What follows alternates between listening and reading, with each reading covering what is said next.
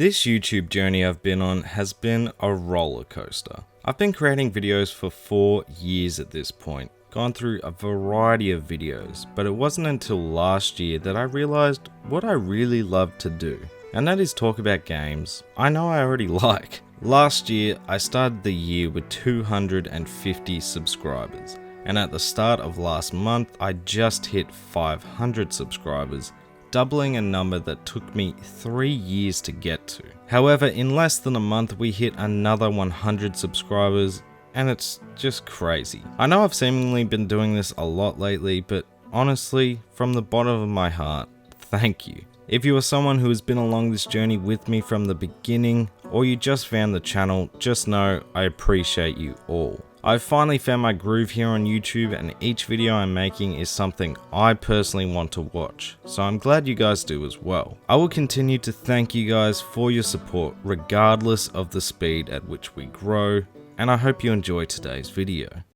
When I think of the PS2, one of the first series I think of is Jak and Daxter. It is a series I've spent countless hours playing and enjoyed each and every one of them, despite the change from a light-hearted collectathon to somewhat more serious combat-focused games. However, the original Jak and Daxter has always remained my personal favourite, even though I started the series with Jak 2. I just enjoyed the bright, colourful world, the cast of characters, and collecting stuff. But it has been a few years now since I last played through the game, so here we are. Jak and Daxter: The Precursor Legacy.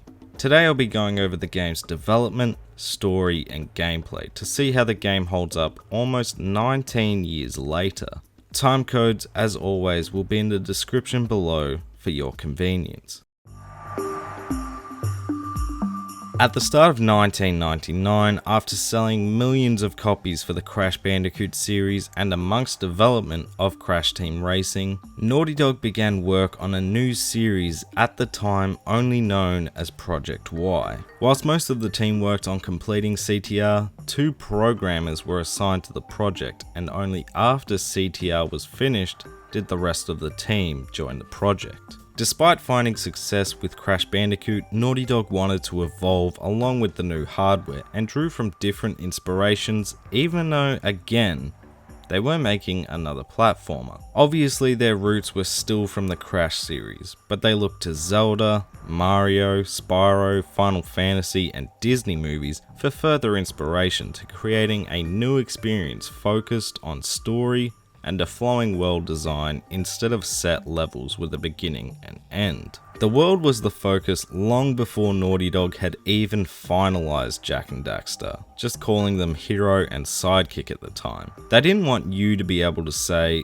I'm done with that level, I'm going to put the game down now, and instead made it a priority to ensure you the player felt a part of this world, with a day-night cycle and the location variety flowing seamlessly from one to another. Naughty Dog wanted to create that same wow moment they experienced with Mario 64 in terms of world design, but wanted to ensure that what the player was doing had a story and a reason to do so.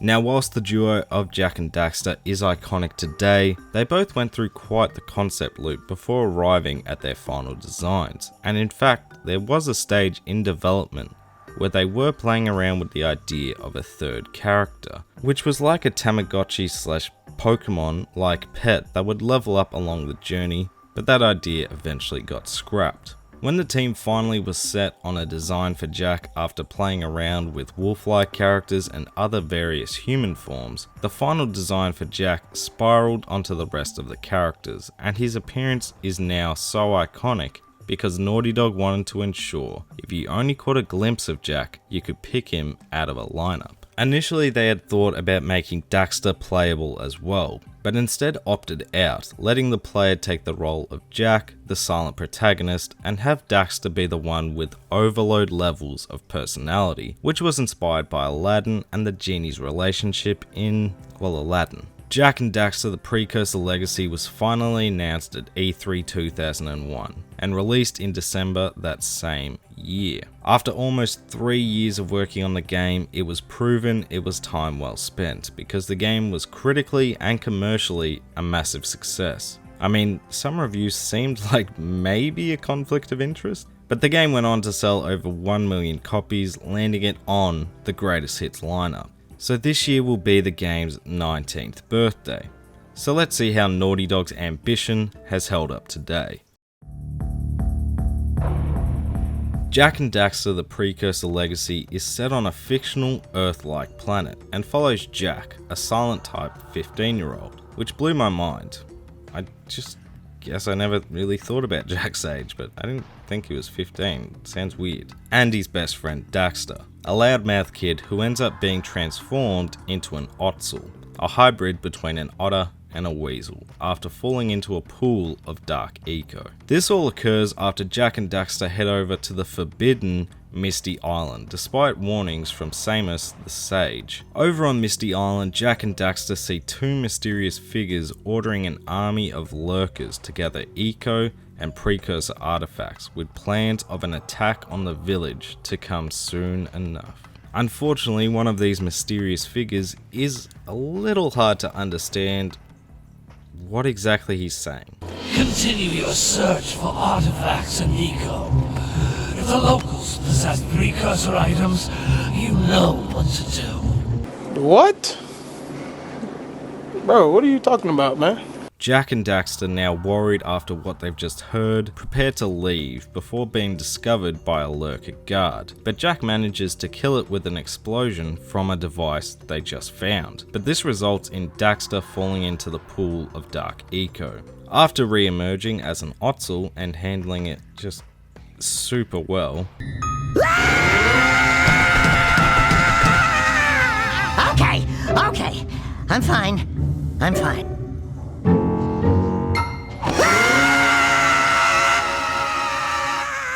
The duo return to their home at Sandover Village.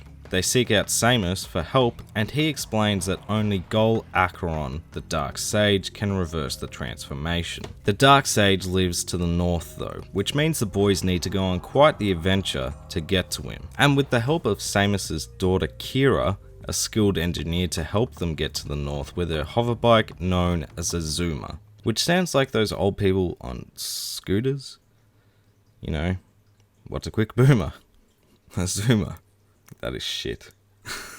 Anyway, we set off on our journey, and really, that is the main storyline for most of the game until it picks up towards the end. Jak and Daxter venture across the land, progressively finding more and more missing sages and more lurkers, and upon reaching the Red Sage, learn that Gol and his sister Maya, the Dark Sage, have been corrupted by the dark eco they were studying, and captured the other sages to harness their combined power to extract the dark eco and use it to remake the world, leaving Daxter without hope of returning to his former humanoid self. Once Jak and Daxter reach Gol and Maya's citadel, Kira reveals that Samus has also been taken, and now with 4 sages under their control, Gol and Maya begin working on releasing the dark eco from its silo. We manage to free the sages, and Jak and Daxter go head to head with Gol and Maya in their machine, only damaging the weapons though. Needing a greater power to defeat the siblings, the sages combine their eco types to create light eco, which could turn Daxter back to normal or save the world. He chooses the world, obviously, and lets Jak use the eco, and Jak defeats the machine, leaving Gol and Maya to plummet into the dark eco silo. And they seal it off, and if you manage to grab 101 power cells along your journey, the game ends with our cast of characters looking in awe of a bright light behind the precursor door. And that's the story of Jak and Daxter: The Precursor Legacy. The story isn't a constant in the game, really only getting a setup and a conclusion, but it works really well. What the story does great is in the characters. Despite Jak being a silent protagonist, you still get an idea of what he is thinking and feeling through Daxter's dialogue. Kira acting as a love interest of sorts, but she herself is a developed character who isn't just there for Jak to look at, and she is a big help throughout the adventure. And Samus is a true father figure to both Jak and Daxter. The story could have been just a basic story of our home is under attack, let's stop it. But instead, for the most part, it is a story centered around returning Daxter to his human form first, and then once a bigger threat is revealed, turns into a more interesting plot revolving around the different eco types, which, can I say, is really interesting. I love learning about the different ecos and what they could be used for, and the dark eco being so strong to corrupt someone makes it feel like something you want to stay away from, and it all just leaves you wanting to learn more about this world. If nothing else though, the story for Jak and Daxter does so well in regards to the gameplay because it gives us a reason to collect the precursor orbs and power cells instead of just collecting them because. The game is filled with small side stories you'll find along your journey as well, giving us more reason to want to go out and collect these items because you want to see the end to these side stories, and they can be easily missed if you're not paying attention. All in all, the story succeeds in making what you're doing while you're playing the game feel worthwhile. So let's talk about the gameplay of Jak and Daxter. I'll be honest, and if you've been with the channel for a good chunk of time, this won't come as a surprise to you, but I'm not a big collectathon platformer kind of guy. Usually I find they have a lot of forced backtracking and almost essentially make you 100% the game or close to it to get to the end. However, when this genre is done correctly, they are a blast to play, and that is the case with Jak and Daxter. Now the basic gameplay is Jak can jump, jump again, punch, uppercut, kinda sounds like I'm listing a cheat code, spin, roll, and roll jump along with flying in your zoomer. The different forms of eco enhance Jak's abilities with super speed, super strength, and a projectile, but these for the most part are used for puzzles and obtaining a power cell or precursor orbs instead of enemies because most enemies will die in one hit. The challenge is almost exclusively based on the platforming, which luckily feels great to pull off. The challenge does gradually increase to some really tough levels, but it doesn't feel like it ever spikes. It progressively grows more challenging at the right rate. What is weird is the camera controls are inverted. The only positive to this is it wasn't god awful, because I didn't realize you could change them until after I was done, so they weren't enough of a pain to be really frustrating, but it was odd to make inverted controls default. The zoomer segments are a great break from the standard gameplay loop though, and are consistent enough that if you are getting tired of an area or jumping around, a zoomer segment isn't far away. The collectathon aspect was something the game needed to get right though, and as I said in the story segment, Jak and Daxter makes what you're collecting have a purpose to it. It isn't just a game about collecting something because your collectathon brain kicks in, and because of this, the game entices you to 100% the game. Yes, you'll begin each new main hub with a set number of power cells you are asked to collect, but how you obtain these has a great amount of variety. You can get one at the end of a stage, find them hidden around an area, collecting all the scout flies, fight a boss, find a villager who has a job for you, or just buy them off someone with your collected precursor orbs. The game just makes it feel good to collect these items, but especially the power cells with the patented animation.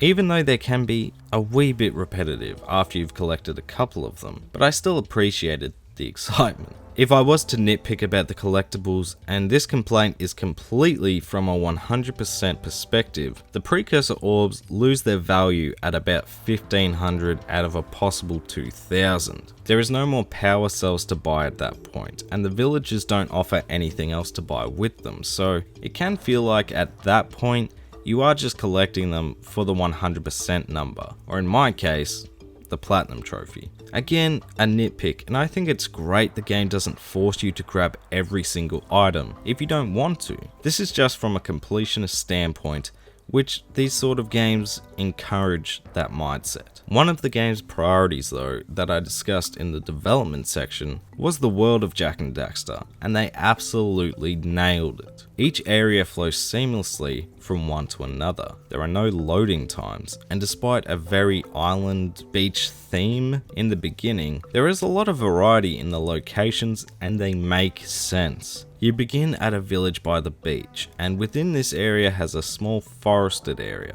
and a short sail away is Misty Island, which gives me vibes of the elephant graveyard from The Lion King. A short zoom away is a fisherman's village that contains an underwater structure, a swamp and some grassland. Even more of a zoom away is a volcanic crater with a spider cave hidden away and a snowy mountain a short lift ride away. The variety in the game's locations only adds to the feeling of freshness whilst playing, because even with the different ways of obtaining power cells, that is what you're doing in each level. So it helps that the areas are such a breath of fresh air from one to another, and progressively the areas get larger and larger with more and more to do. A personal highlight for myself was the spider cave, because it had so much to do. It had a great challenge and introduced new gameplay mechanics with playing with the light source in a pitch black cave. The highlight of each location you visit though is the track that accompanies them, and some of these are iconic today. Like, a few seconds of a track will instantly bring me back to this game. It's high quality stuff.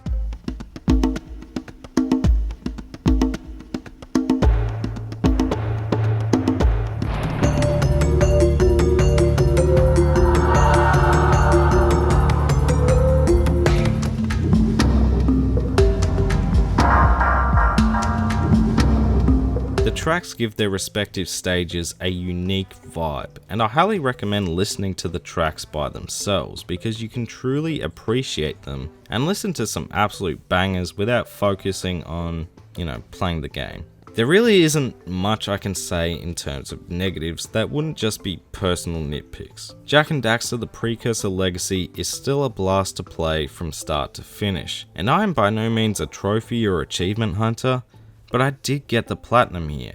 I truly didn't want the experience to end. Jak and Daxter almost feels like Naughty Dog's middle child. Sort of forgotten when most think about the now god tier company with Crash Bandicoot, Uncharted and The Last of Us. But it has always been a series special to me. And replaying through Jak and Daxter: The Precursor Legacy only reaffirmed that for me. This simple story begins a universe that made me interested to learn more about. The characters of Jak and Daxter are now so iconic it's hard to fault, but the original game here leaves a character in Jak with a lot of growth and potential, and Daxter may be annoying to some.